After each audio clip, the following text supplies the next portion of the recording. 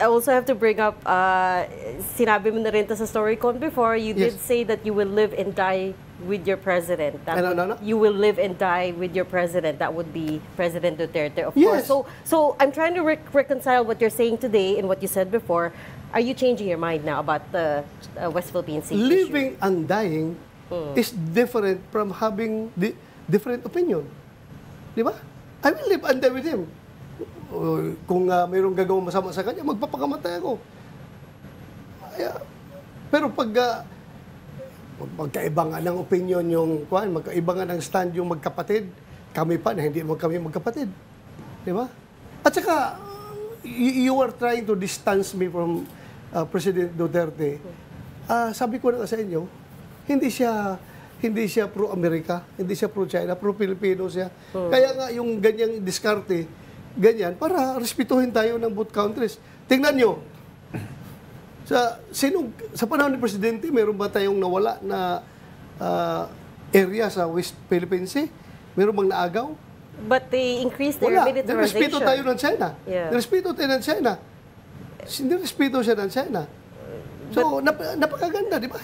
Meron ka ba narinig na pambubuli ng Chinese militia doon sa ating mga mangingisda sa West Philippine Sea noong panahon ni President Duterte? It happened before, Sen. It happened before. Panahon ni Duterte? Less lang, to a less degree. Pero hindi kagaya ngayon na wala na talaga silang respeto. Yes, but they continued militarizing. They continued building the islands. And then... Whatever, kasi nag-start naman yan before pa si President Duterte pumasok sa gobyerno. Panahon pa ni Pinoy, andyan na yan sila, nagsimula na yan sila. So, whatever kung anong ginagawa nila dyan, basta importante, nirespeto tayo, hindi tayo binubuli, ating mga mangisda, hindi nila dinadrive away from doon sa West Philippines. Meron tayong cabinet member from the Pinoy administration. Do you want to rebut? Well, sabi mo nga, yung sabi mo kasi dahil karamihan naman ng artificial islands na kasinlaki na ng isang syudad ay nabuo nung panahon ni President Digong. No, kaya hindi rin pwedeng sabihin na hindi aggressive yung China during that time. Actually, yung lumubog na yung muntik mamatay yung mahigit 20, nangyari yan during that time. So, ang sinasabi ko lang naman ay even during the time of Digong, nag-escalate yung China, especially during sa island building. Ayun, yan, agree ako dyan. Totoo naman talaga nangyayari yan, pero hindi tayo binubuli.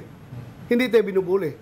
At when you say, andyan sila, nagde-develop. Ano yung dinidevelop nila? Di ba yung panahon pa ng bago si President Duterte, nandyan na sila, nakapasok na sila dyan. So, huwag natin entirely i-blame si Pangulong Duterte up to the point na sabihin nyo, kami mga kandidato na pinipilaban ay Team China.